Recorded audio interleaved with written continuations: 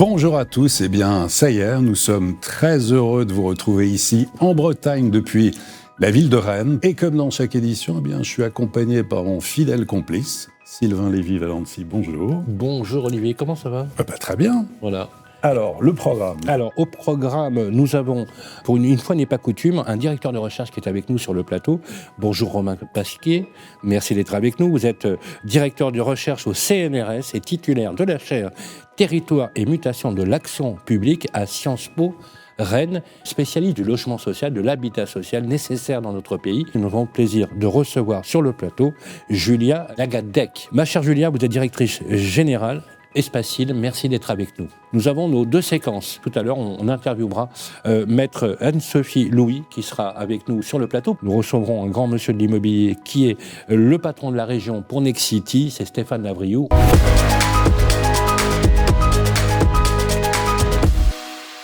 C'est un magnifique programme et comme le veut la tradition, eh bien, pour nous plonger au cœur de la ville de Rennes et de la métropole, eh bien, nous vous proposons un film réalisé par Alexandre Burkhardt et présenté par le producteur de l'émission, c'est Grégoire Darico. Le film, c'est maintenant.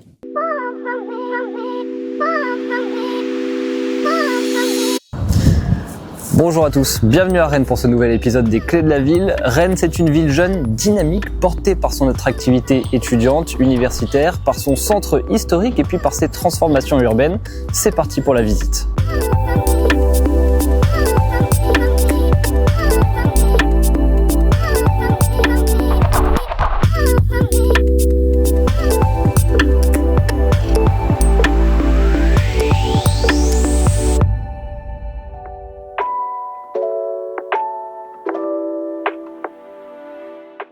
Rennes, une métropole en mouvement portée par une croissance maîtrisée et une identité affirmée. Capitale bretonne dynamique, la ville s'impose depuis plusieurs années comme l'un des territoires les plus attractifs de l'Ouest français. Son développement repose sur un équilibre subtil, accompagner la croissance sans renoncer à la qualité de vie.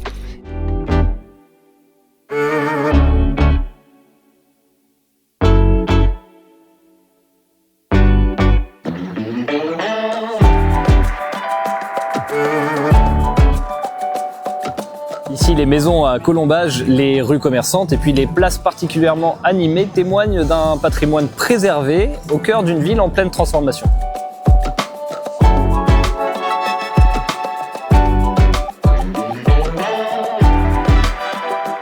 Et nous sommes ici devant le Parlement de Bretagne qui est un des symboles forts de la ville de Rennes, ce bâtiment historique qui représente le pouvoir culturel et le pouvoir politique de cette ville.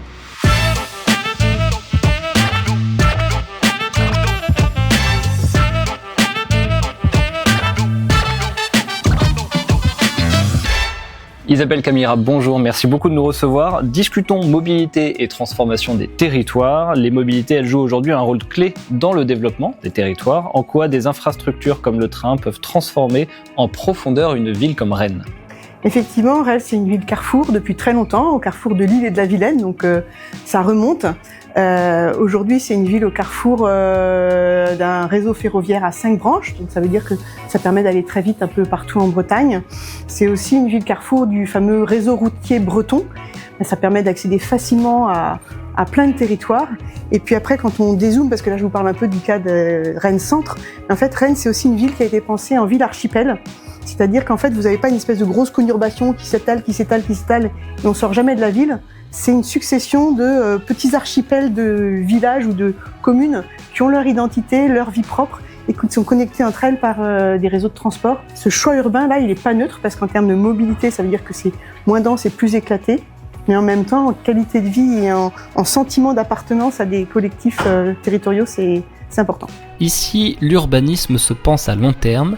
Extension du réseau de métro, modernisation de la gare, développement des mobilités douces, Rennes structure son territoire autour de connexions toujours plus fluides au service des habitants comme des actifs. Et en fait, effectivement, les mobilités jouent un rôle important dans les territoires, mais il ne faut pas confondre la poule et l'œuf. Souvent, en fait, les mobilités, c'est celles qui traduisent les liens, les relations, les dynamiques territoriales. Et donc, c'est pour ça qu'il y a souvent une corrélation entre dynamique territoriale et mobilité. Cette attractivité s'appuie aussi sur un tissu économique solide, numérique, recherche, enseignement supérieur. La métropole rennaise attire entreprises et talents, renforçant la pression sur le logement.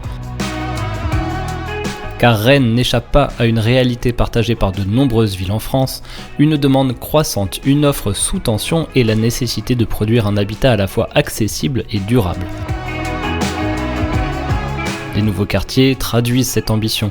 À Baud-de-Chardonnay, Via Silva ou encore à côté de la gare, logements, bureaux, commerces et espaces publics cohabitent dans une logique de mixité et de proximité.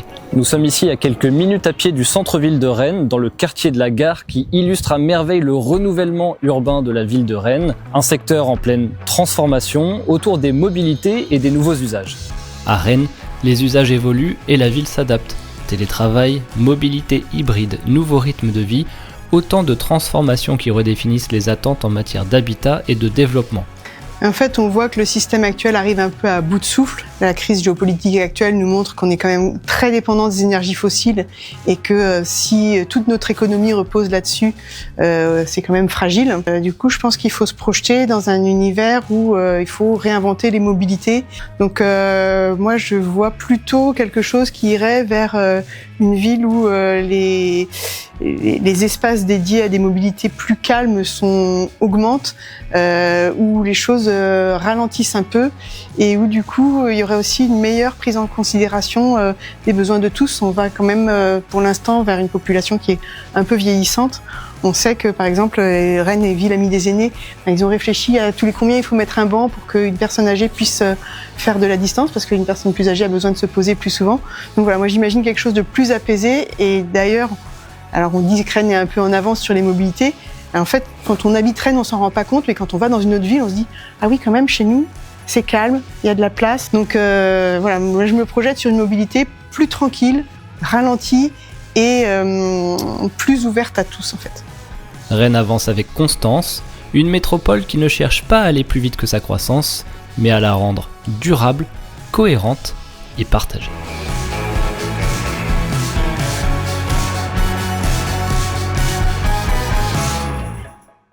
Et voilà, Bravo. on peut applaudir. Voilà. Ce qui donne un peu le ton et ce qui donne l'esprit, voilà, avec ce film, donc réalisé par Alexandre Burkhardt ici il y a quelques jours et Grégoire Daricot.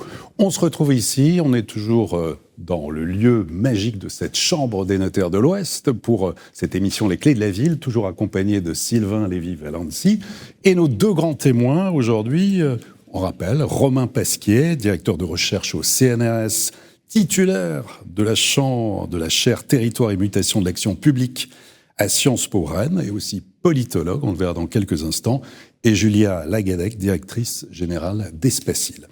Alors, avant de rentrer peut-être plus dans le détail sur le volet sociologique à Rennes, et aussi bien sûr évoquer la politique des logements et tout ce qui nous interpelle en ce moment, on profite quand même de l'actualité et de s'arrêter quelques instants sur les élections municipales à Rennes, dans lesquelles 34 communes en Bretagne ont changé de couleur politique, notamment deux symboliques qui sont Saint-Brieuc et Brest. Il y a 1208 communes en Bretagne. Il y a toujours un équilibre fragile entre des réalités locales et des positions nationales, avec la volonté d'envoyer un message. Il arrive des fois que des réalités locales rejoignent des préoccupations nationales fortes. On l'a vu sur le cas de la sécurité, on l'a vu sur la délinquance, le narcotrafic. Et plus les communes sont grandes, on a l'impression, plus la part des enjeux nationaux est importante.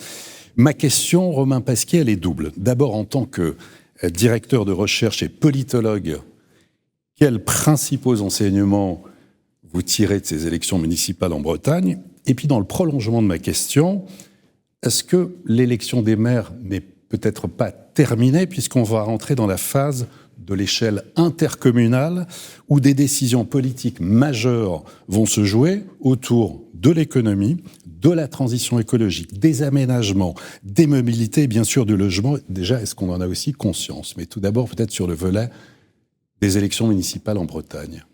Sur le vote breton, on pourrait dire qu'il y a un trait majeur qui émerge, c'est la modération du vote.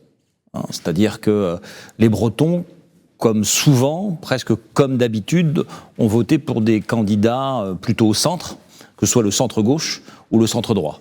Mais c'est vrai que le socialisme municipal, qui a fortement marqué ces dernières décennies la Bretagne, est en recul.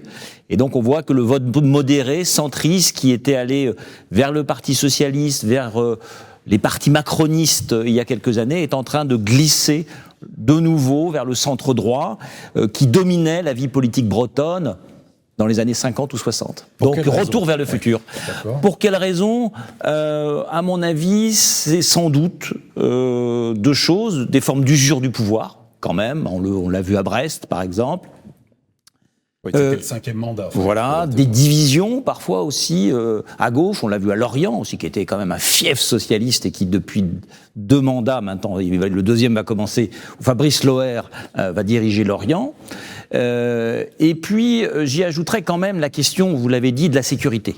C'est-à-dire que sans doute, on l'a vu aussi à Brest, où François Cuyande, qui a transformé de manière fondamentale sa ville sur les mobilités, sur les infrastructures, n'a pas voulu voir les enjeux de sécurité, n'a pas voulu créer de police municipale, par exemple. Donc, je pense, mais c'est mon avis, une forme un peu de naïveté sur ces nouveaux enjeux qui font que sur les questions de... Mais il n'est pas le seul à avoir fait, justement, ce constat malheureux, puisque contre sa population, mais je peux prendre le cas de Nantes, etc., où Johanna Rolland a très tardé à équiper notamment, pour certains, des caméras de vidéosurveillance, mais également où la population a beaucoup poussé pour une police municipale dont certains maires socialistes ne voulaient pas.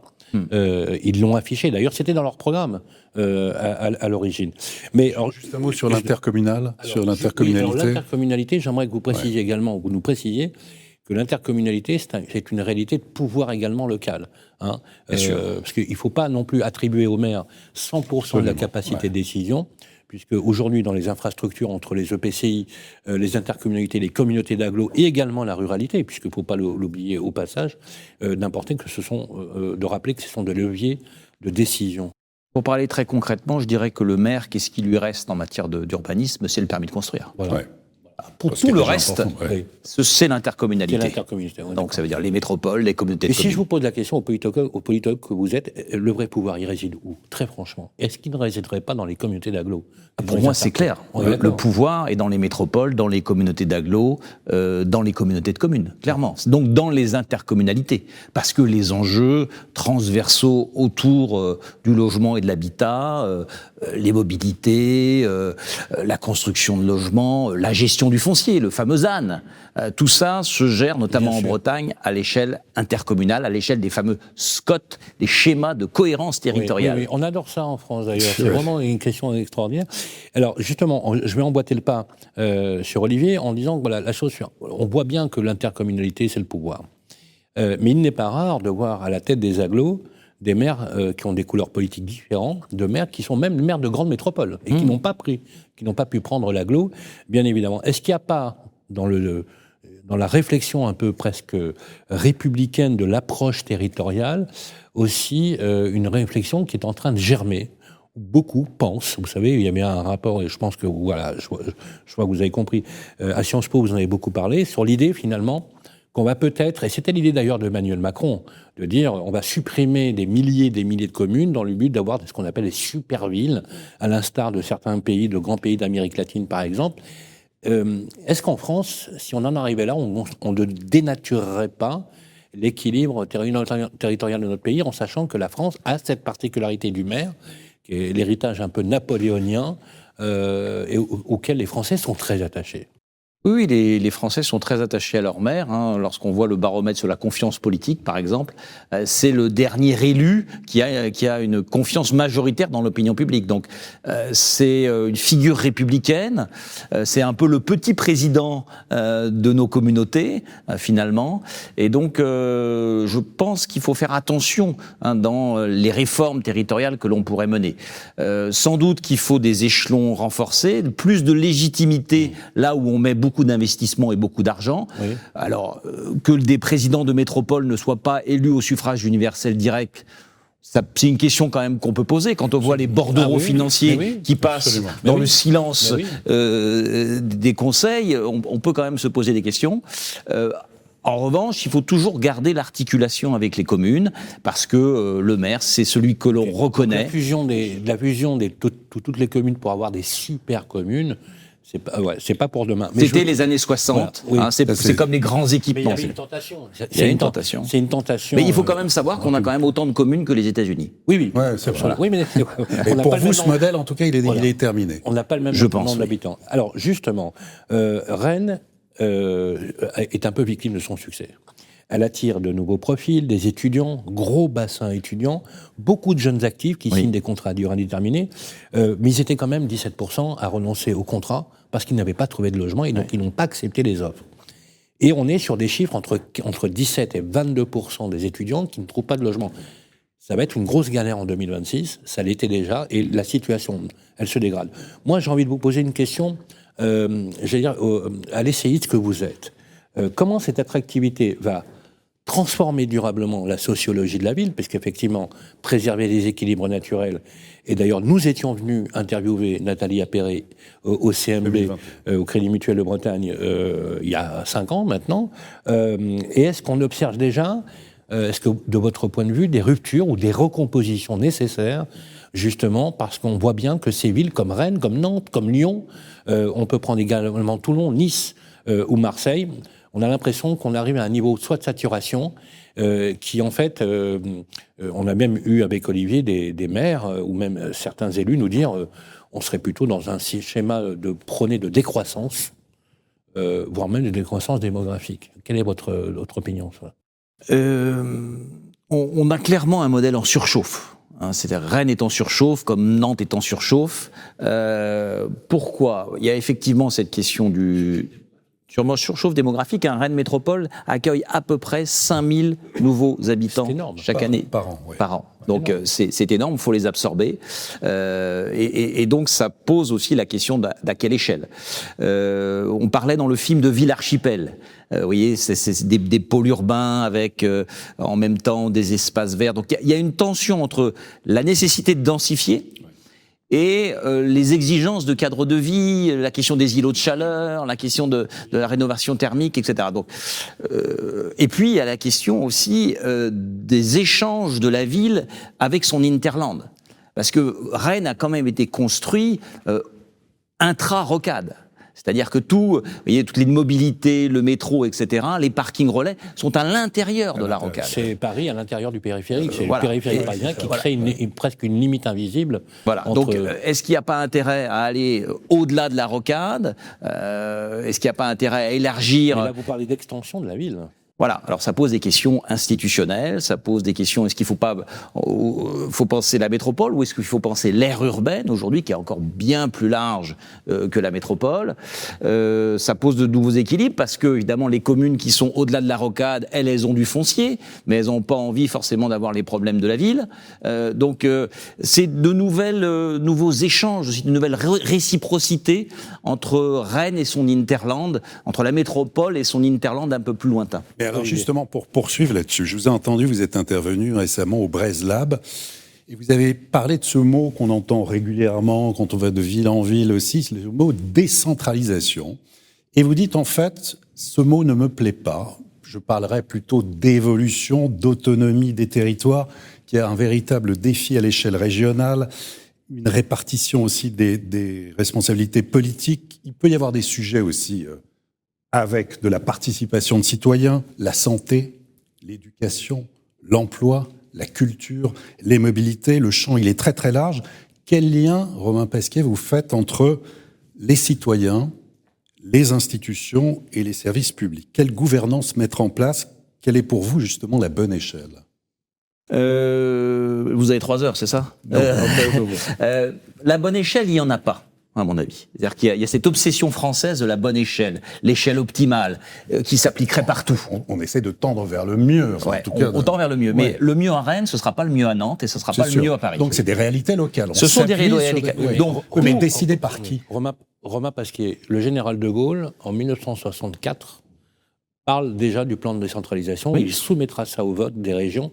Et ça sera la cause de son départ en 69. Tout à fait. Où les Français ont dit non à son projet. Et ce qui est intéressant, c'est de voir comment l'idée de la décentralisation a été un objet politique extrêmement prégnant jusque dans les années 80. Et ensuite, on a vu finalement, même si François Mitterrand a fait les premiers actes de décentralisation, une jacobinisation du pouvoir qui n'a cessé de se renforcer. Et le sens de la question d'Olivier, c'est comment, et peut-être que le politologue nous répondra que peut-être il faudrait modifier la Constitution ou simplement peut-être basculer sur peut-être une 6e République ou autre. Mais on a réellement l'intention qu'il y a une impossibilité structurelle dans la définition des pouvoirs avec les spécificités territoriales dont vous parlez. Et vous avez raison. Comment quelle est l'analyse géopolitique que vous pouvez faire sur justement la fabrique de la ville, puisqu'on voit bien que là on parle de la fabrique de la ville, c'est l'objet de notre émission, a des incidences absolument majeures sur la cohésion et des territoires et de la société française. Et ce que je pense, c'est que l'aménagement du territoire à la française, pensé du haut vers le bas, ne se fera plus. Ne se fera plus. Et que la transition écologique, d'une certaine manière, peu importe ce qu'on y met, mais elle va être très territorialisée. Parce que les îlots de chaleur à Rennes, ce ne seront pas les îlots de chaleur à Montpellier. Voyez, donc il faut être en capacité d'avoir des capacités de réponse locale amplifiées. Et ça, elle ne recule pas à Rennes, justement. Elle recule à Rennes comme ailleurs, parce qu'on est dans une logique, vous l'avez rappelé en introduction, par exemple de recentralisation financière, par exemple d'hyper-inflation des normes, qui corsette aussi. Et un État qui vous donne des leçons de gestion, c'est quand même un sacré paradoxe. Oui. Un État qui est chroniquement déficitaire donne des leçons de gestion, parce qu'il faut même rappeler que dans la réglementation et dans la loi qui régit les communes ont une obligation d'être à l'équilibre budgétaire. Oui, je ne parle pas des investissements, oui. Je parle uniquement de l'équilibre budgétaire. Il y a quand même une incohérence quelque part. Et les Français sont en train de le pointer.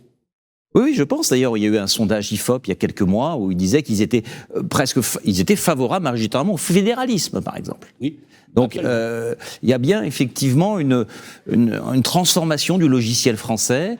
Il faut des cadrages, bien sûr. Hein, il faut des objectifs. Il faut une pensée du vivre ensemble qui soit partagée, qui soit plus participative. Mais me semble-t-il, il faut des capacités d'action locale beaucoup plus fortes en termes financiers, en termes de champ de compétences. Alors, le problème, c'est qu'on trouve une autre réalité, c'est le millefeuille.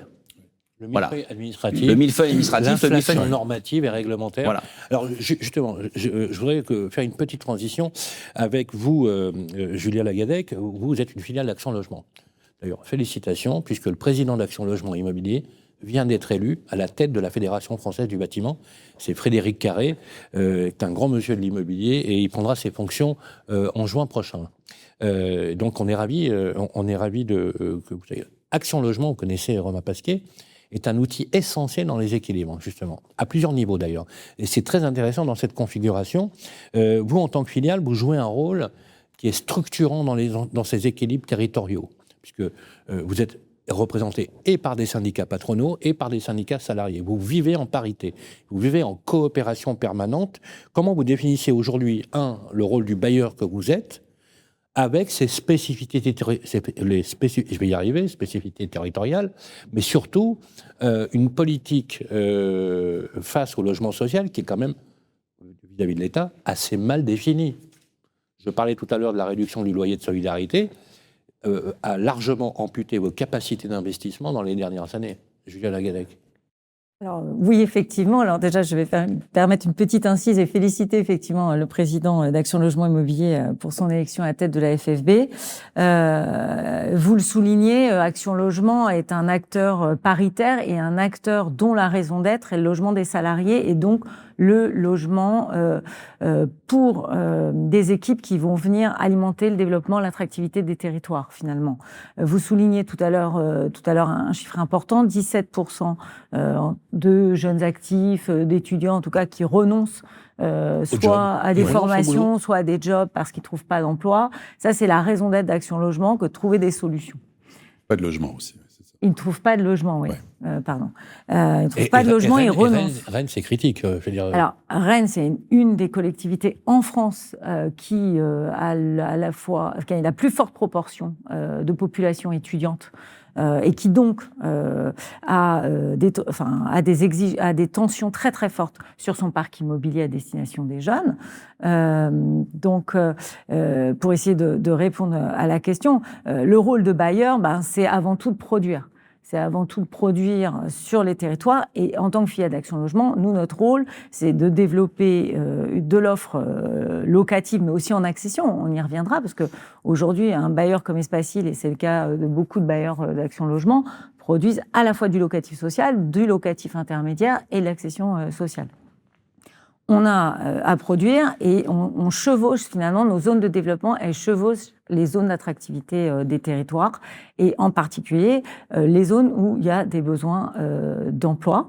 Et en Bretagne, on a des taux d'emploi qui sont parmi les plus élevés de France, avec par ailleurs, on additionne, sous votre contrôle, on additionne une forte attractivité économique avec des bassins d'emploi très répartis et Rennes ne fait pas exception. Par ailleurs, une attractivité qui tient à notre trait de côte, qui là ne s'envisage pas d'un point de vue climatique, mais plutôt d'un point de vue confort et agréabilité de la vie au bord de mer. Le paradis de la pêche. Voilà. Alors, vous êtes acteur engagé au service des territoires, d'innovation sociale, d'accès au logement. Et puis, il y a une particularité. Quand on parle de mixité sociale, d'équité de traitement, il y a la porte du logement social qui est symbolique. C'est des loyers uniques à Rennes, chez les bailleurs sociaux. Ça concerne donc les entrants ou les personnes qui sont en mutation pour les logements HLM. Le principe, c'est que le loyer, il est plus fixé en fonction du plan de financement initial du logement, en fonction d'une seule règle, c'est cette typologie. Donc on parle de T2, on parle de T3, T4. Il y a donc plus de corrélation avec l'âge du patrimoine, sa localisation, les aspects financiers. Seul compte en fait les règles de priorité, traitement de la demande et le niveau de loyer unique qui est fixé en fonction de l'APL. Ça existe depuis quand? Et je crois que c'est au stade de l'expérimentation. Est-ce que vous avez déjà des retours? Alors, c'est une expérimentation qui a été initiée donc, à la demande de la métropole rennaise en 2017 dans le cadre de la loi Égalité-Citoyenneté. Expérimentation reconduite en 2023 pour 5 ans. Les ambitions de la métropole, c'était effectivement rompre avec une forme de géographie, finalement, des loyers, qu'on pourrait résumer de manière assez binaire. Patrimoine ancien, agrégeant un certain nombre de difficultés, loyer bas. Patrimoine plus récent, avec une certaine attractivité, des loyers plus élevés. Ce qui fait que finalement, le demandeur, en fonction de sa situation, il n'avait pas guère de choix. Donc ça, c'était vraiment je pense que la philosophie générale qui a sous-tendu le choix de mettre en place du loyer. Alors effectivement, aujourd'hui, le loyer unique concerne l'intégralité des bailleurs sur le collectif. Il y a 7 niveaux de loyer. Il y a des majorations en fonction de la qualification thermique des immeubles. On a 2 niveaux de zonage et on parle plus effectivement de T1, T2, T3, T4. On parle de L1 jusqu'à L7. Aujourd'hui, en tout cas pour Espacil, c'est 45% du parc éligible qui est passé sous loyer unique de manière systématique pour le logement neuf.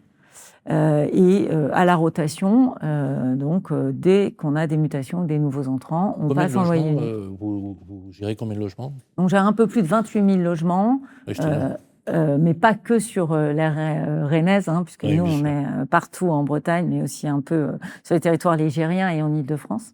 Donc, on fait partie des bailleurs importants du secteur. Et pour vous donner un ordre d'idée, on produit en moyenne 1500 logements locatifs intermédiaires et en accession par an. Et ça, c'est à peu près notre rythme pour les prochaines années. Alors, vous avez parlé du rapport emploi-logement. D'ailleurs, il faut rappeler que dans votre modèle économique, vous êtes alimenté par la participation à l'effort de construction, la fameuse PEC, pour les entreprises de plus de 50 salariés. Une transition, Romain Pasquier, on parle d'emploi, on parle de dynamique territoriale, et on voit bien que Rennes ne connaît pas la crise en termes de taux de chômage, qui est l'un des plus faibles, sinon le plus faible de France. Un bassin de vie dans lequel il est extrêmement agréable de vivre, il faut effectivement le préserver. D'ailleurs, Nathalie Appéré, dans son programme, en a fait également une ligne directrice. D'ailleurs, elle nous avait largement impressionné, rappelle-toi Olivier, puisque c'est très agréable d'avoir des maires très compétents, ultra compétents sur la question du logement. On peut ne pas être d'accord avec sa politique. En tout cas, une chose est sûre, c'est que Nathalie Appéré maîtrise parfaitement, parfaitement ses dossiers, et elle a une vision.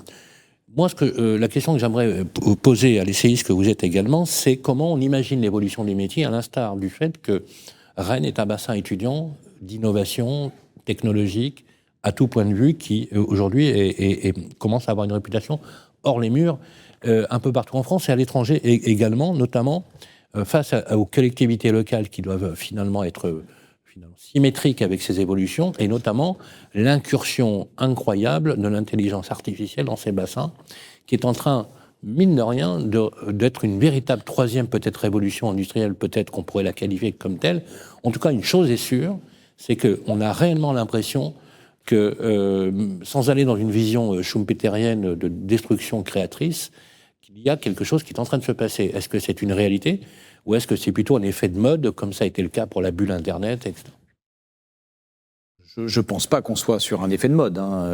L'intelligence artificielle, oui, on peut avoir une vision un peu schumpeterienne, effectivement, d'une innovation fondamentale. Parce que l'idée, en fait, mais ça vous le savez, c'est que les collectivités locales aujourd'hui s'interrogent dans leur modèle économique pour finalement toutes les tâches chronophages, etc., de monter ou d'entraîner ce qu'on appelle ça des intelligences artificielles, mais qui, du coup, provoqueraient un séisme au niveau des ressources humaines et des emplois. Et ça n'a pas l'air d'être extrêmement simple sur ce type de... Non, mais de toute façon, dans les collectivités territoriales, vous avez beaucoup de fonctionnaires. Donc la destruction de l'emploi, si vous voulez, elle va dépendre quand même du statut. Oui. Donc pour les tâches répétitives, etc., chronophages, effectivement, on risque d'avoir des évolutions dans l'avenir. On n'aura plus de recrutement sur ces phases-là. Mais aussi, on a toute une réflexion, à mon avis, dans les collectivités, sur l'optimisation de certaines politiques publiques. Vous voyez, distribution de l'eau. Gaspillage des déchets. Ça va améliorer l'expérience Je pense que si c'est bien... Alors, typiquement des robots conversationnels pour les usagers. Mais encore faut-il aussi lutter contre l'électronisme, par exemple. Oui, voyez. Donc, il y a beaucoup d'enjeux. C'est un outil, à mon avis, d'optimisation des politiques publiques. Ça, à n'en pas douter, vous voyez, sur le gaspillage alimentaire, la collecte des déchets, la distribution de l'eau. Je pense qu'à l'avenir, il y aura des choses assez intéressantes en termes d'évaluation des politiques publiques. Mais qui peut être destructeur d'emplois aussi. On le voit, des enquêtes notamment disent que l'architecture, tous ces métiers autour de l'architecture, de l'ingénierie et tout ça seraient les premiers impactés. Effectivement, pour poursuivre et continuer sur l'aspect logement et l'accession à la propriété, il y a un modèle, et on l'a vu avec Sylvain, qui se développe de plus en plus, qui est incroyable. On était à Tours il y a 3 semaines. C'est le BRS, le bail réel solidaire. C'est un outil qui répond aux besoins d'accession. On rappelle le principe, permettre en fait à des ménages aux revenus modestes d'accéder à la propriété. On peut devenir propriétaire d'un logement à des prix au départ de 30 à 50% moins chers que ceux des prix du marché. Il y a une contrepartie, c'est que le dispositif dissocie le foncier du bâti. On est propriétaire des murs, mais on n'est pas propriétaire du terrain, qui reste la propriété d'un organisme foncier solidaire à qui il faut verser une redevance. Et en cas de revente, le prix du logement, il est encadré pour éviter la spéculation. Comment ce modèle est implanté, comment il se développe à Rennes et la métropole, le BRS? C'est vrai que ça marche très fort dans les territoires, oui, très clair. Je vous confirme que, en tout cas, c'est très développé au sein de Rennes Métropole, puisque Rennes Métropole fait figure de pionnière, finalement, sur ce sujet, avec un OFS métropolitain auquel, effectivement, l'ensemble des acteurs de l'accession sociale accompagnés font partie.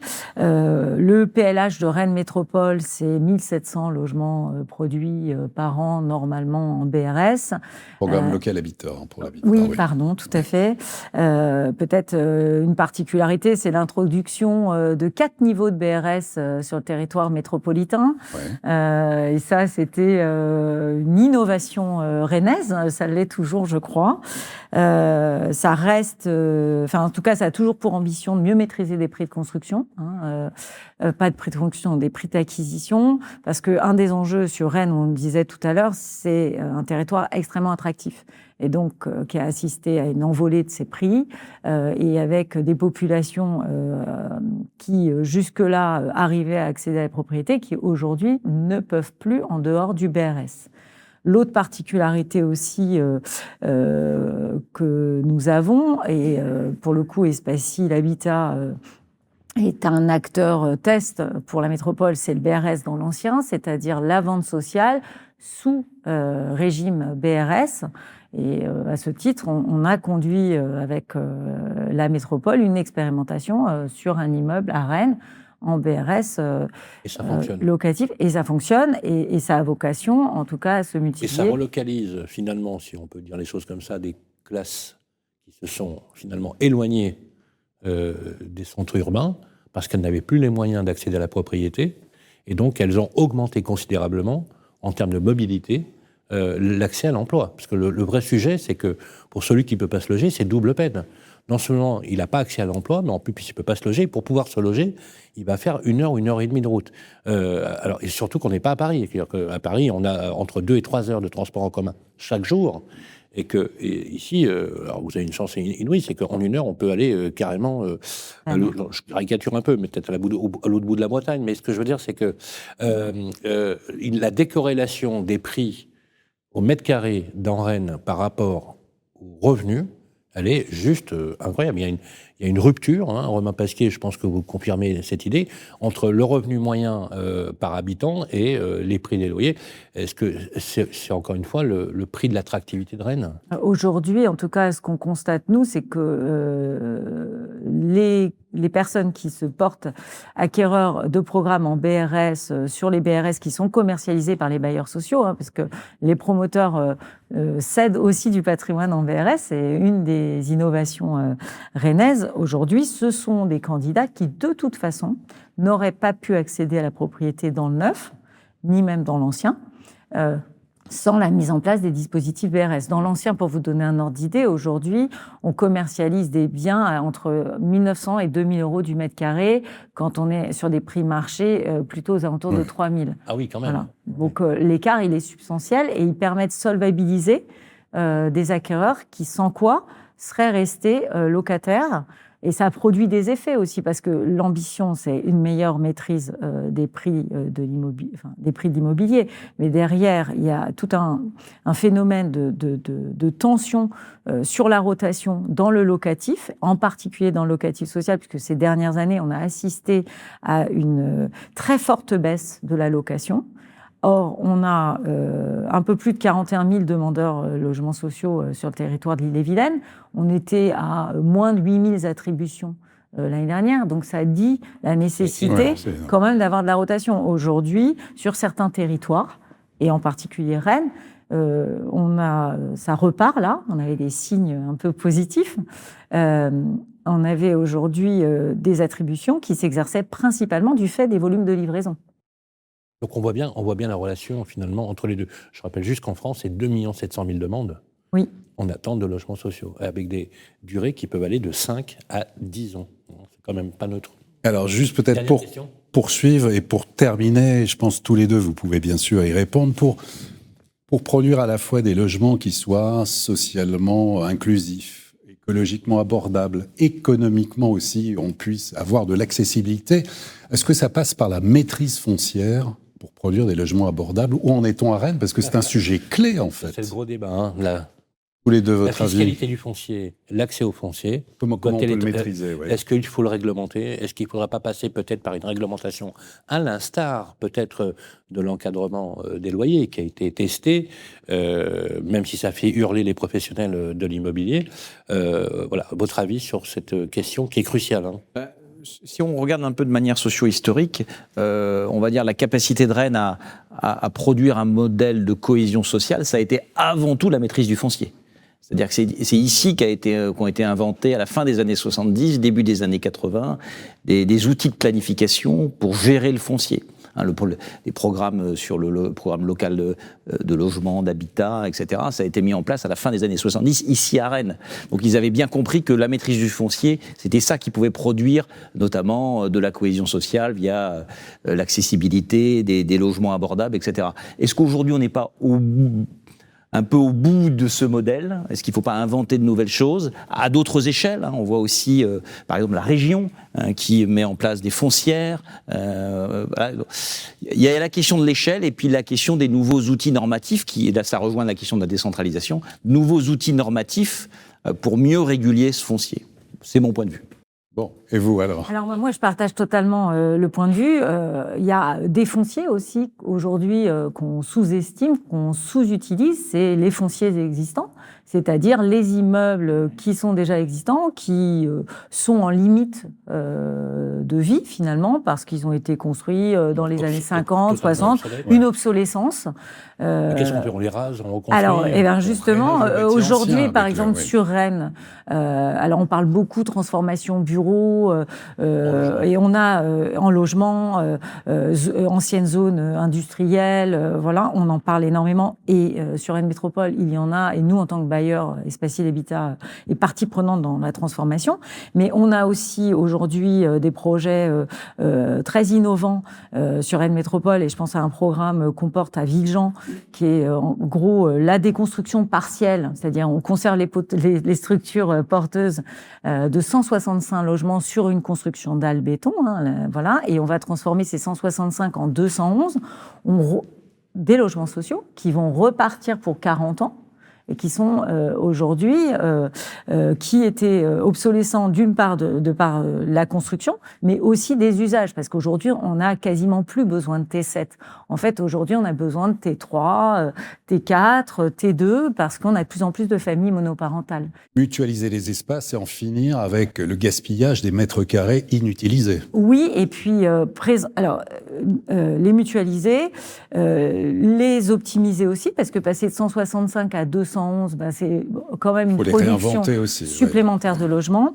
Aujourd'hui, justement, vous parliez de l'arsenal législatif. Là, par exemple, pour pouvoir réaliser ce programme de Villejean, il a fallu qu'on sollicite des dérogations, parce que aujourd'hui, ce type de reconstruction, ça n'existe pas. Bien sûr. Dans le logement social. Néanmoins, l'expérimentation, elle le rend possible.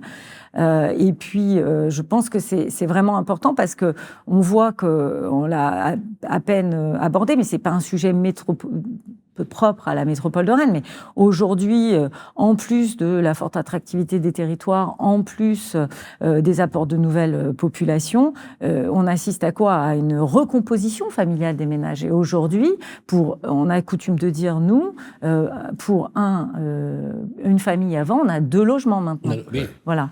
Et on le voit d'ailleurs dans nos opérations. Qui a provoqué, voilà.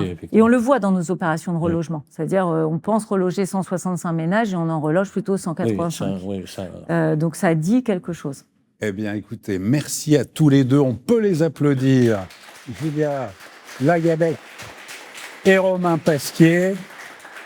Merci infiniment, merci beaucoup pour vos éclairages. Vous restez avec nous et on va passer à la rubrique suivante. On va parler d'immobilier ancien, toujours ici, en direct depuis la Chambre des notaires de l'Ouest. Les clés de la ville. Parlons bien avec le Conseil supérieur du notariat. De retour ici à la Chambre des notaires de l'Ouest pour poursuivre l'émission, cette belle émission, Les clés de la ville à Rennes. Eh bien, on vous propose maintenant un coup de projecteur sur le marché de l'immobilier ancien à Rennes et par extension sa métropole, avec une invitée. C'est maître Anne-Sophie Louis. Bonjour. Vous êtes notaire, vous êtes porte-parole de la Chambre des notaires de l'Ouest. Et avec vous, justement, on va dresser un tour d'horizon sur l'actualité du marché rennais, mais également parler des locations, de l'évolution des prix et des transactions. Après une période quand même durant laquelle les transactions ont reculé, ça on l'a vu partout dans de nombreuses villes de France, l'activité était quasiment à l'arrêt quand les taux d'intérêt sont passés de 1 à 4% en l'espace quasiment d'une année et demie. Depuis, les taux ont eu tendance à rebaisser, ça a redonné un peu de confiance, il y a une stabilisation, on est autour de 3,25% en moyenne aujourd'hui, toutes durées confondues. Les prix de l'immobilier ont retrouvé un peu de raison, ça aussi on l'a vu partout. Comment se porte justement le marché immobilier à Rennes et par extension sa métropole, maître ? Aujourd'hui, sur l'année 2026, c'est vrai qu'en tout cas, depuis le début d'année, on voit un renouveau, une reprise d'activité, mais qui se traduit notamment grâce, comme vous disiez, aux prix qui se sont stabilisés, qui se sont réajustés sur le secteur, avec des taux d'emprunt aussi qui ont reflué légèrement, puisqu'on est quand même, on était même fin 2024 à plus que 4, on était quand même vraiment, voilà, on était quand même monté pas loin des 4,5%. Donc là, c'est vrai que les taux avaient rebaissé, et on se rend compte aujourd'hui que les volumes de transactions repartent sur les secteurs où les prix se sont réajustés. Donc là, sur l'année 2025, quand on faisait le bilan, on l'a fait en début janvier sur les conférences de presse trimestrielles, on s'est rendu compte qu'on avait un volume qui avait repris de plus 5,9% sur un an par rapport à 2024. Après, il faut toujours tempérer. Oui, c'est une reprise, mais on avait quand même du moins 22 entre 2023 et 2024. Donc on partait quand même de très très loin. Malgré tout, les signaux aujourd'hui sont au vert. Je pense que tout le monde constate, tous les professionnels de l'immobilier constatent cette reprise avec la baisse des prix qui a quand même été très salutaire, puisqu'on avait des prix qui s'étaient quand même vraiment envolés post-Covid. Les vendeurs ont consenti à revoir les valeurs. Parce que le vrai sujet, c'était de convaincre des personnes de vendre un prix, alors qu'eux-mêmes, précédemment, avaient acheté à un prix élevé. Et donc, effectivement, ces ajustements de valeur n'ont pas été évidents. Alors, effectivement, il a fallu convaincre, entre guillemets, ou en tout cas informer les vendeurs que le prix qu'ils estimaient n'était pas forcément le prix du marché actuel, puisque pour tout acquéreur, l'enveloppe d'achat n'est pas extensible. Donc, dans leur enveloppe d'acquisition, effectivement, il y a les taux d'emprunt, il y a le prix d'acquisition. Après, aujourd'hui, la durée de détention moyenne, en tout cas sur le territoire, nous, de la métropole et de l'île-et-Vilaine, on est sur un peu plus de 11 ans. Or, on se rend compte, voilà, c'est 11 ans et 5 mois. Plus élevé que la moyenne. Exactement. Absolument, qui était de 7 à 9 ans. Exactement. Nous, sur l'île-et-Vilaine, on est à 11 ans et 5 mois pour la durée de détention moyenne. Donc, ceux qui ont consenti des ajustements de valeur l'ont pas fait à leur détriment, forcément. Exactement. C'est là où je voulais en venir, c'est qu'on se rend compte qu'il y a eu une telle évolution des prix sur 5 ans, sur 10 ans, que ce soit appartements anciens, maisons anciennes. On avait du plus 30, pas loin même des fois du plus 40%. Donc oui, les prix ont baissé. Mais pour autant, les vendeurs aujourd'hui, même en corrigeant leur prix pour le faire ressembler au marché actuel, ne perdent pas d'argent. Oui, c'est ça. Alors, pour prendre un petit peu de recul, effectivement, sur donc 5% de ventes, en plus sur un an, c'est 6 000 appartements, c'est 8 300 maisons, déjà pour avoir en tête un petit peu justement cette progression. Et sur les prix médians à Rennes, 3 650 € en moyenne par mètre carré. Donc, c'est plus 1,6% sur un an, c'est quasiment stable. Mais quand on prend du recul, qu'on regarde dans le rétroviseur, c'est plus 13% sur 5 ans déjà. Ce qui est quand exactement, même important. Et on est même quasiment à plus 40 sur 10 ans. Donc on se rend compte que les 3 650 € du mètre carré aujourd'hui pour Rennes, en prime médian. Sur des quartiers prime, on pourrait arriver à des montants... Alors nous, on parle de prix médian, ça veut dire qu'en fait, sur un prix médian, vous avez 50% des transactions qui ont eu lieu à un prix supérieur et 50% à un prix inférieur. Le prix médian, c'est ce qui nous permet aujourd'hui de refléter au mieux la réalité du marché. Alors justement, pour ceux qui ne connaissent pas Rennes, expliquez un petit peu, justement, si on doit prendre une photo, l'évolution des prix des différents quartiers. Je crois qu'il y a vraiment, là aussi, au niveau des prix, on peut passer du simple au double. Quand on parle de fracture des territoires, déjà au sein de la ville, alors c'est encore plus prégnant à Paris, où là c'est une explosion incroyable. Mais à Rennes, il y a aussi de fortes disparités selon les quartiers. C'est vrai que déjà, la Bretagne, en général, il y a une disparité. On a toutes les villes, tous les départements. On est un vaste territoire qui est homogène, mais quand même avec énormément de disparités. Et on le voit encore plus dans l'île-et-Vilaine. L'île-et-Vilaine, effectivement, vous avez toute la partie de la côte littorale avec Saint-Malo, vous avez le centre-ville de Rennes, vous avez les premières couronnes, vous avez des villes aussi comme Redon, des villes plus rurales. Donc, on a un bassin qui est très vaste et qui est complètement différent selon le secteur. Donc c'est vrai que quand on fait la moyenne de tout ça, on se rend compte qu'on a un prix au mètre carré à 3 650 € sur Rennes, mais sur Rennes aussi on a des quartiers. Vous prenez un quartier centre, vous prenez un quartier Tabor-Sévigné, vous êtes plutôt à 4 000, 4 100 € du mètre carré. Vous prenez en revanche des quartiers comme Le Blône, comme Bréquigny, on redescend plutôt à 2 000 € du mètre carré. Donc effectivement, selon le secteur, selon le quartier, le prix n'est pas du tout pareil parce que la demande n'est pas la même. On l'a vu avec l'attractivité d'ailleurs du territoire, sur les problématiques d'investissement. Nous étions, pas plus tard que cette semaine, avec le ministre Jeanbrun sur son dispositif. On a fait un grand jury de la presse immobilière sur Radio Imo, et on le voit, il nous dit il faut réattirer les investisseurs, les petits bailleurs, puisque le coefficient de détention en France de la propriété immobilière, c'est 1,1. Donc, on n'est pas face à des mastodontes, etc. Ça ne veut pas dire qu'il n'y en a pas. Ça veut dire qu'on a besoin de ces milliers de petits propriétaires qui ont besoin d'un complément de revenus pour la retraite et qui mettent leurs biens en location. Et on posait la question justement en perspective de cette émission sur votre région, où le ministre dit justement mon dispositif, le dispositif Jeanbrun d'amortissement, ce fameux statut du bailleur privé, pour une ville comme Rennes, c'est, j'allais pas dire que c'est le bon taux, mais c'est une très belle zone d'investissement. Est-ce que vous confirmez aujourd'hui que même sur des quartiers qui sont des quartiers plus bas en prix, ça reste un investissement rentable si on le met en location, par exemple étudiant ou sur des jeunes actifs? Oui, et puis il y a eu un classement qui est passé il y a 2-3 semaines pour indiquer effectivement que Rennes est dans le top 5 des villes effectivement sur la location et qui a au niveau du rendement. Pardon ? On a des idées du taux de rendement moyen? Non, là moi je l'aurais pas en tête, mais effectivement les professionnels du secteur en termes de location, de rendement pourront vous le dire. Mais c'est vrai que on n'avait plus de Pinel. Donc, effectivement, au niveau des investisseurs, on a eu... Alors, il y avait le Pinel breton. Il pourrait y avoir le Jeanbrun breton? Peut-être, on l'a vu. Rennes, comme la Bretagne, est toujours en avance, ou en tout cas précurseur sur des dispositifs. Donc, on a fait le Pinel breton qui a très bien fonctionné. Voilà, on l'a dit, effectivement, le BRS a été fait à Rennes. Et Rennes est pionnière en matière de BRS. Donc, peut-être qu'on aura un LLI Jeanbrun, effectivement, breton à un moment donné. En tout cas, sur la Bretagne, moi, j'ai rentré la semaine dernière mon premier contrat de réservation LLI Jeanbrun. Donc, ça fonctionne, en tout cas. Donc ça veut dire que l'investissement repart selon vous, les investisseurs, vous les revoyez? En tout cas, les investisseurs sont là. Voilà. Ils étaient à la recherche d'un nouveau dispositif, il n'y avait plus. Donc aujourd'hui, effectivement, je pense qu'ils vont s'orienter potentiellement vers ce dispositif, mais l'avantage sur notre métropole, c'est qu'on a effectivement du BRS, on aura ce produit intermédiaire et on a toute une palette de dispositifs qui peut exister pour répondre aux besoins du logement, qui aujourd'hui, la question du logement et d'habiter est quand même effectivement la priorité pour tous. Alors je regardais justement, vous avez raison, et j'en profite, les biens à la vente à Rennes. Je regardais sur le portail Figaro Immobilier, il y en a 2200. Biens à la location à Rennes, toujours sur Figaro Immobilier, 206. C'est pas possible, j'ai regardé sur Se Loger, on va voir, c'est le concurrent. Se Loger, bien à la vente à Rennes, 2700. Bien à la location à la Rennes, 740. Et je regarde sur les biens sur Airbnb à Rennes, on est autour de 1800. Énorme. C'est pour ça qu'aujourd'hui, de toute façon, la collectivité, mais c'est la volonté de Rennes Métropole, a été de refermer, entre guillemets, beaucoup plus les portes du Airbnb.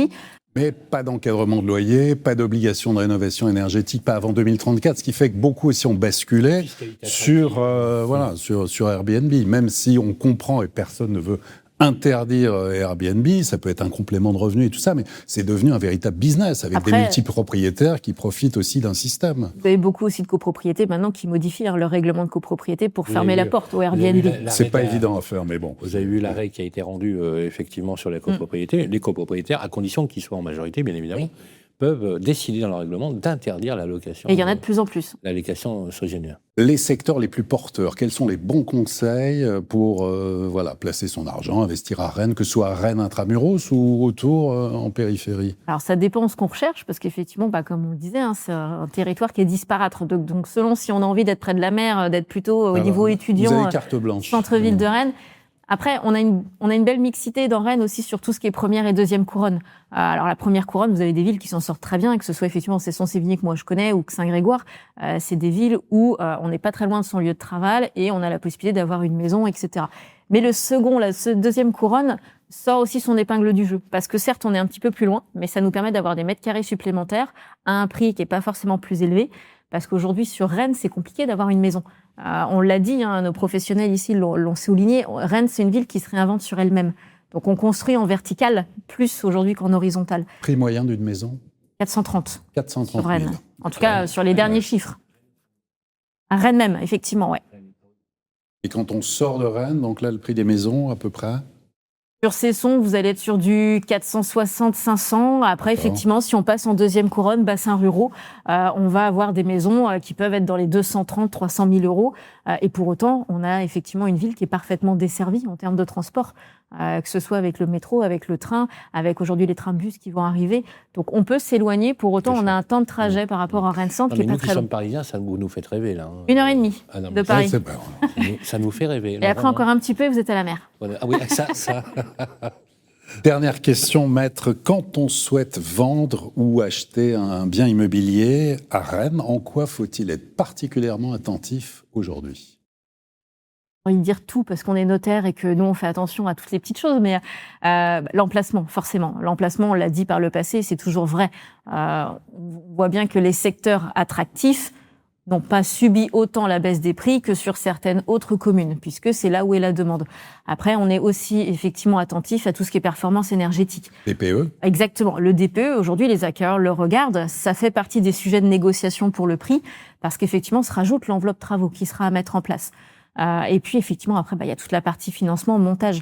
C'est pour ça qu'on organise, on dit à nos clients de s'entourer de tous les professionnels du secteur professionnel de l'immobilier en amont de leur projet, mais c'est ce qu'ils font très bien. Maintenant, ils viennent nous voir avant même de faire l'offre d'achat pour justement avoir notre avis et avoir une vision d'ensemble sur tous les domaines et les difficultés qu'ils pourraient rencontrer. Eh bien, merci beaucoup, Merci. Maître Anne-Sophie Louis, qu'on peut applaudir.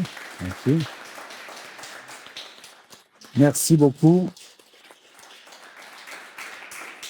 Et l'on va continuer, bien sûr, toujours dans l'immobilier, maintenant aborder la question du neuf, l'immobilier neuf, avec le représentant de Nexity. À tout de suite. Les clés de la ville, la vie ensemble, avec Nexity. De retour ici pour la poursuite de l'émission Les clés de la ville à Rennes depuis la Chambre des notaires de l'Ouest. Et maintenant, nous allons se projeter sur la ville de demain avec l'immobilier neuf et la séquence La vie ensemble, avec le directeur général de la région Ouest, Stéphane Lavriou pour Nexity. Bonjour Stéphane. Bonjour. Et comme le veut la tradition, Sylvain Lévy-Valency, vous introduisez la séquence. J'aime la vie ensemble. C'est vrai que vous avez choisi, alors je ne sais pas qui est au marketing, c'est Nexity, mais alors franchement, chapeau. La vie ensemble, puisque Stéphane Lavriou, vous résumez dans ce slogan toute l'ADN de Nexity. Alors justement, nous on se connaît bien, parce qu'on se voit régulièrement, on nous avait déjà, avec Olivier, interviewé. Nexity à Rennes, c'est une implantation historique. Alors, c'est effectivement, Rennes, ça fait 30 ans qu'on est à Rennes. Ah oui, quand même. Donc, on a commencé par un pôle, la partie aménagement, où on a fait des grandes opérations dans la métropole, que ce soit Laillé, Gévesey, Château-Giron. Donc, on a fait beaucoup d'opérations. Et les premières opérations de promotion, on a commencé en 2006. Et donc, en 2006, oui, c'est ça. La première opération qu'on a livrée, c'était 2006. Donc, on est effectivement à Rennes depuis 30 ans. Chez Nexity, vous avez aussi dans votre ADN, chevillé au corps, l'accession à prix abordable. Moi, avant d'entrer dans le sujet, Stéphane, est-ce qu'on peut encore aujourd'hui penser à produire du logement à prix abordable ? Alors, les bailleurs sociaux le peuvent parce qu'ils ont des mécanismes de financement. Je parle par exemple des financements longs, puisque vous avez des amortissements d'emprunt qui peuvent aller jusqu'à 40 ans.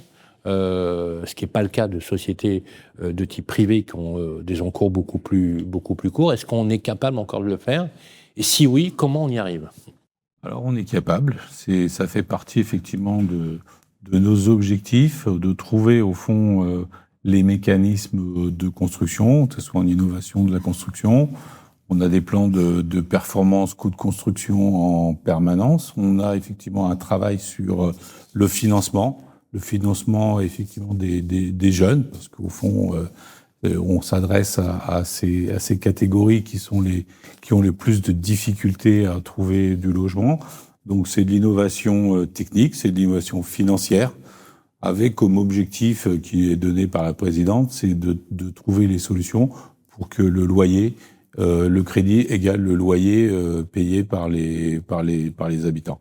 Et d'ailleurs, vous avez lancé une opération sur ce sujet vis-à-vis de vos clients, des primo-accédants. C'est pour le prix de votre loyer, vous accédez à la propriété. Et vous allez même plus loin, vous avez une offre qui permet de doubler quasiment l'enveloppe de solvabilité, puisque vous avez un partenariat, me semble-t-il, avec le Crédit Lyonnais, qui permet aussi d'optimiser avec le prêt à taux zéro un prêt supplémentaire. On a fait le prêt à taux zéro Nexity, donc on vient abonder au fond le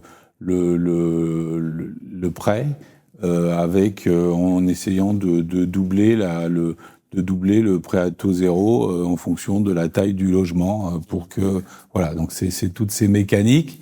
Le logement au fond abordable pour les primos et fait partie de la stratégie Nexity, ça fait partie de l'ADN parce qu'au fond on doit une responsabilité même en tant que que promoteur, aménageur, exploitant, on a une responsabilité sociétale et qu'on doit innover pour venir, je dirais, répondre à ce que les habitants ont besoin, quoi. Comment se porte le marché du neuf à Rennes? Est-ce que vous subissez, à l'instar des autres territoires, aussi une tension très cruelle sur la construction de logements neufs? Je regardais les mises en chantier. Effectivement, quand on prend les années précédentes, c'est mal. Alors, bien sûr que le marché est tendu. Il est tendu puisque par rapport aux années 2021-2022, il a divisé par 2. On produisait combien de logements à l'époque? Je pense que la ville de Rennes, c'était 1000 logements à l'année. Aujourd'hui, c'est 500 logements à l'année. Moitié moins. Et c'est la même chose pour la métropole, avec des prix qui malgré tout, n'ont pas baissé, puisqu'au fond, on est la moyenne de l'ensemble des promoteurs sur Rennes Métropole est aux alentours de 4 800 € du mètre. Pour la ville de Rennes, on est à 5 500. 5 500 avec, je dirais, des quartiers à 8 000 et des quartiers à 3 600. Oui, comme disait d'ailleurs Maître Louis très justement, effectivement, on a une variation de prix. Et c'est vrai que vous ne pouvez pas agir sur tous les leviers, puisque le coût de construction, c'est le même, le prix des matériaux, c'est le même. Ça peut être sur un territoire où d'ailleurs, parfois, le coût de construction est supérieur au prix du mètre carré du foncier. Mais là, justement, le sujet, si je vous demande pourquoi on en est là sur la crise, est-ce que c'est un problème d'offre? Il n'y a plus assez de clients? Il n'y a plus d'investisseurs? Ou simplement, vous pensez qu'avec les élus locaux, soyons clairs, vous avez plutôt des élus frileux qui ne refusent ou qui s'obstinent à réfréner les autorisations d'urbanisme et les permis de construire? D'où vient la crise? Ou est-ce qu'elle est multiple, Stéphane Lavrieux? Alors, je dirais, on ne peut pas dire que la ville de Rennes est contre la construction. Je pense qu'effectivement, il y a une volonté de construire, d'équilibrer, de construire. On a effectivement 5000 nouveaux habitants arrivés par an, donc la conscience effectivement de vouloir construire dans un environnement au fond où on a les habitants, la confrontation d'aller construire la ville sur la ville. Et puis il y a la notion d'acceptabilité aussi. J'imagine qu'on ne peut plus arriver avec un projet ficelé, clé en main, imposer quelque chose dans un quartier. Il y a aussi une gouvernance d'avancer, d'anticiper en amont avec les habitants. Enfin, la logique a changé aussi. Et puis la logique a changé. Donc il y a la mise en place, il y a eu une mise en place qui a été faite en 2022 d'une charte pour au fond consulter, échanger avec les habitants avant de déposer les permis. Malgré tout, l'acceptabilité est quand même difficile, puisque au fond, il faut qu'on monte en hauteur nos constructions. Donc voilà, c'est la maison à côté. Donc la suppression des maisons, c'est des freins. Ouais. Donc, mais malgré tout, les élus portent au fond la construction. Donc c'est un peu. Après, la réalité, c'est le financement des acheteurs on doit retrouver. On peut avoir des quartiers d'ailleurs dans Rennes qui sont très élevés en valeur. On peut monter ça combien au maximum? 8 000 € du mètre carré. On est sur le prix. Oui, c'est dire. Voilà. Oui. Donc là, on s'adresse plutôt à une clientèle. Quand on discute avec les Parisiens, ils nous disent mais comment vous faites? Vous êtes plus cher qu'à Paris. Donc, oui, non, mais alors justement, on loue dans le neuf. Il faut louer du neuf parce que c'est une vraie offre. De la résidence gérée, aujourd'hui c'est très à la mode, c'est ce qu'on appelle une classe d'actifs qui se développe de plus en plus, les résidences gérées pour seniors, l'habitat intergénérationnel, d'ailleurs sur lequel vous travaillez, Julia, également avec Action Logement. Si j'investis dans le neuf, Stéphane Lavrieux, je peux espérer louer au mètre carré combien par mois pour être très prosaïque, en moyenne? Alors pour la ville de Rennes, on est aux alentours de 20 € du mètre carré. Ah quand même. Ah oui, quand même. Oui. Les prix, oui, quand vous parliez de prix parisien, on n'est pas loin du... On est pas mal. Ouais, mais par rapport au prix de vente, on a du mal à trouver comme une rentabilité. Donc on a la Jeanbrun qui est arrivée. Donc il y a eu déjà des premières ventes alors? On a fait les premières ventes, voilà. On a dû en faire une dizaine depuis Jeanbrun. Bon, il y a quand même, effectivement, il y a toute la communication, ça marche. Ouais. Il y a toute la communication, au fond, il y a l'éducation des vendeurs, il y a la prise en main d'un nouveau dispositif. Donc ça, c'est notre travail de tous les jours. Et puis, pour revenir sur les prix des loyers, on est à 15 € en périphérie de la ville. Ça reste quand même des loyers élevés qui ne s'adressent pas forcément à tout le monde, puisque tout le monde n'a pas les moyens d'accéder. Alors, justement, je voudrais que, pour bien cadrer votre intervention, Stéphane, c'est de parler des modes constructifs. Et après, je demanderai à Julia et à Romain de conclure avec nous sur les modes constructifs. Aujourd'hui, c'est pas anecdotique du tout.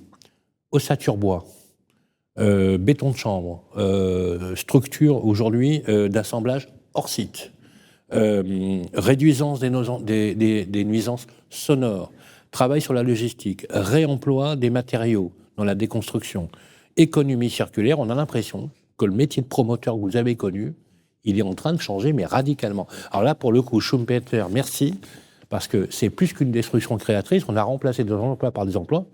Est-ce qu'il n'y a pas un... Alors voilà, je m'adresse aux professionnels que vous êtes. Il y a très longtemps que vous êtes dans ce métier.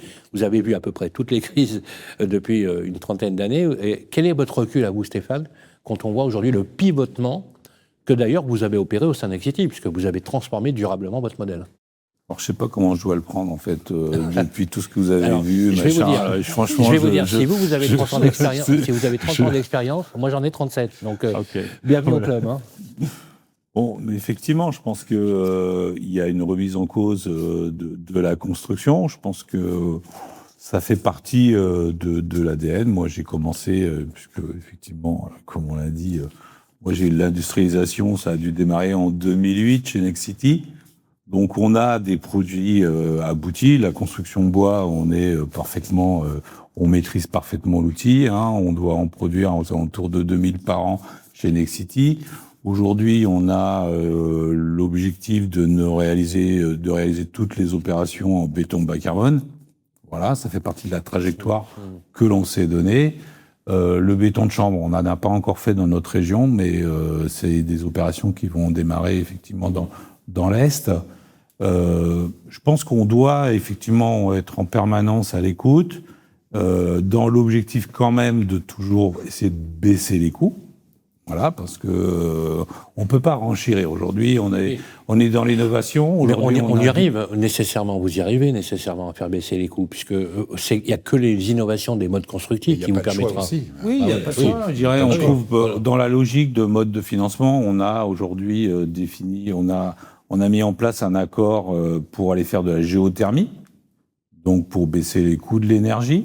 Donc, on va faire porter une partie de la technique de la géothermie par un porteur extérieur pour éviter de renchérir la prix de vente tout de suite.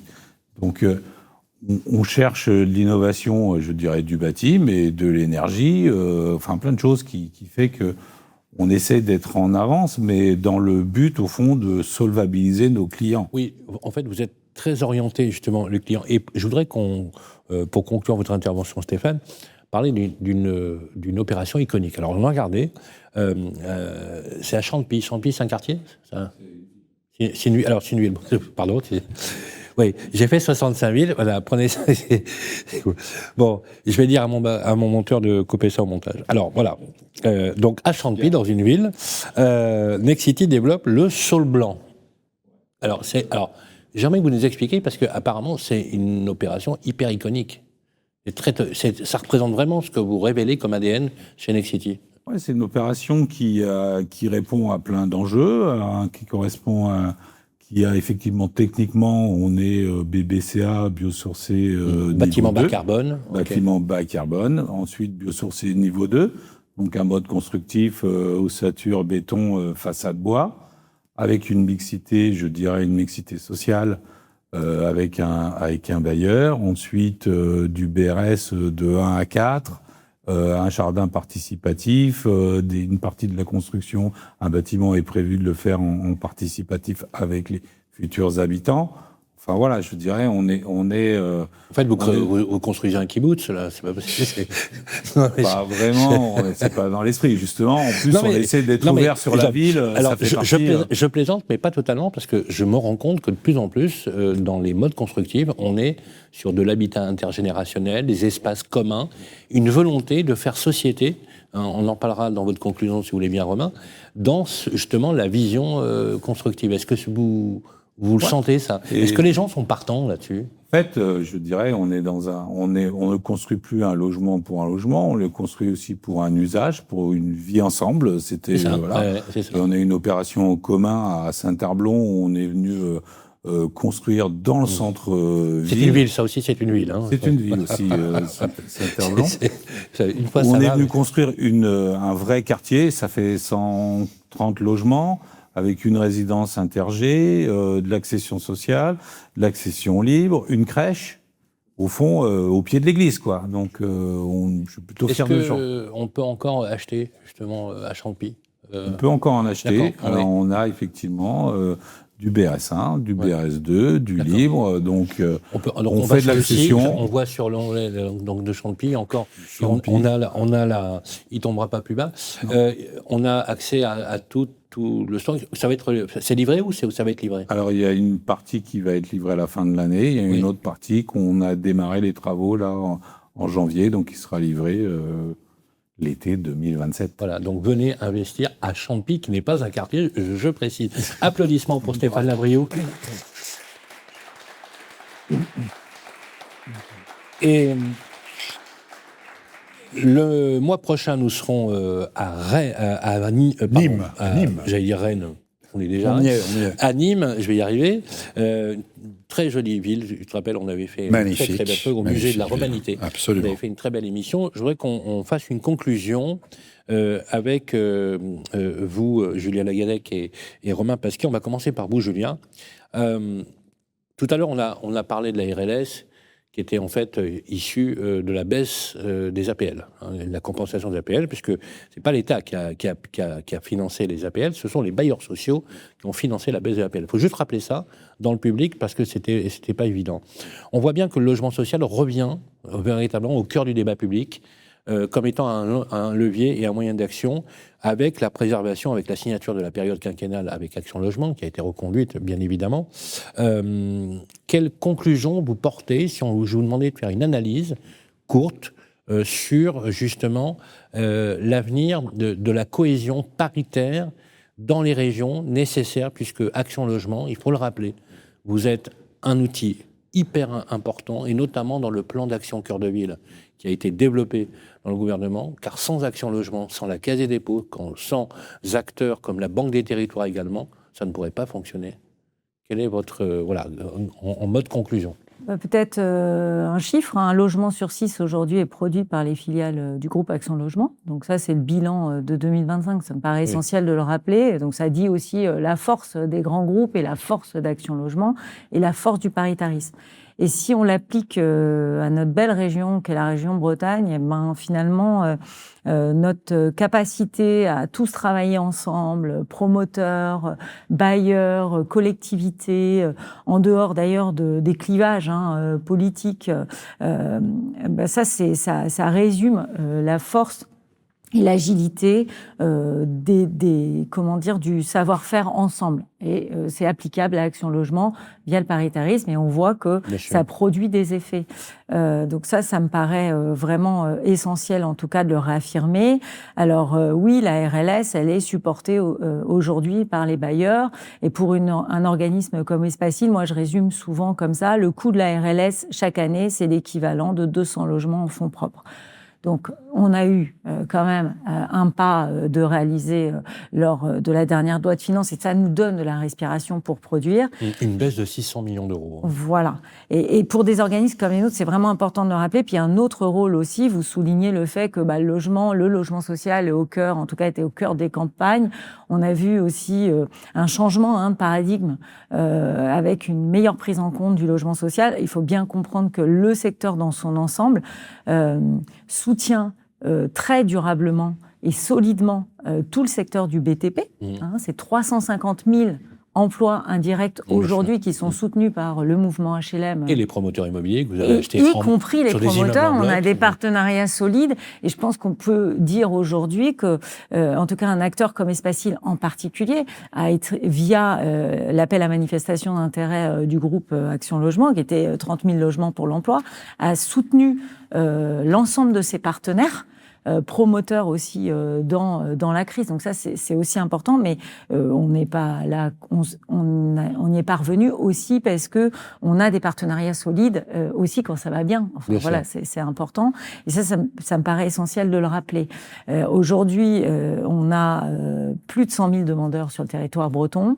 Donc une demande croissante sur des territoires qui jusque-là ne souffraient pas d'un déficit d'offres. Et donc vous voyez qu'il y a une dégradation de ce point de vue. Alors, aujourd'hui, ce qu'on constate en tout cas, c'est qu'on doit continuer à produire et donc pour les bailleurs sociaux, pour Action Logement, il faut nous laisser la latitude de le faire. Merci beaucoup Julia. Romain Pasquier, c'est bien que vous fassiez cette conclusion justement. On voit bien que le logement, l'habitat, a pris une dimension extra-financière et revêt des domaines comme l'éducation, la mobilité. Il y a presque un déterminisme géographique de là où on habite. Et d'ailleurs, c'est certainement le cas. Moi qui ai grandi dans une cité HLM complètement rasée, c'était au Minguette à Vénissieux, donc qui était... et en plus, j'avais 16 ans pendant les émeutes dans les années 80, vous imaginez.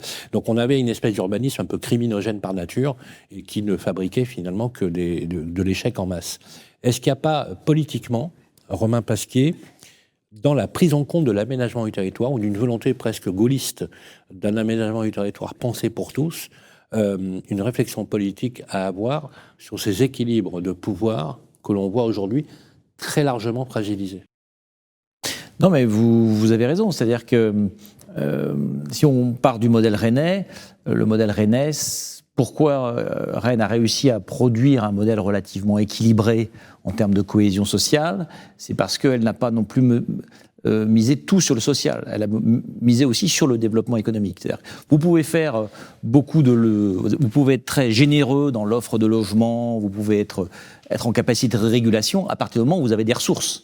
Si vous avez de moins en moins de ressources, votre capacité à produire finalement des dispositifs d'État-providence, quelque part local, vont s'amenuiser. Donc la question pour les collectivités territoriales, c'est la question des ressources financières, mais c'est aussi la capacité à innover, la capacité aussi à être en relation avec à la fois le marché, les acteurs privés, des sociétés d'économie mixte, des bailleurs sociaux. Donc il faut être en mesure de réguler un écosystème. S'il y a un déséquilibre dans cet écosystème... Mais ça passera par quoi, cette régulation? Comment? Est-ce qu'elle passera par un outil, cette régulation? Est-ce qu'il faut rétablir, à l'instar des grandes années, dans les années 60 et les débuts des années 70, un grand plan d'aménagement du territoire ou un commissariat au plan véritablement grandeur nature? Est-ce que ça passera par ça? Moi, je crois pas. Ça, c'est le mythe français. Oui, alors c'est un mythe. Oui, c'est un mythe. Oui, c'est un donc, mythe. Si Lionel Stoléru était encore vivant, il vous dirait, mais... Oui, mais la France a beaucoup changé. Et oui. Elle s'est horizontalisée, la participation, la diversité des territoires. Moi, j'y crois pas, mais je peux me tromper. Donc l'affaire de l'aménagement du territoire, selon Romain Pasquier, c'est quoi? C'est une affaire territoriale. C'est une affaire qui concerne donc la communauté d'agglo. Notamment les outils, la métropole. Ou les EPCI. La fabrique des territoires, c'est les territoires qui vont la porter. Bien vu. Bon, on peut vous applaudir. Beaucoup. Merci infiniment. Alors, merci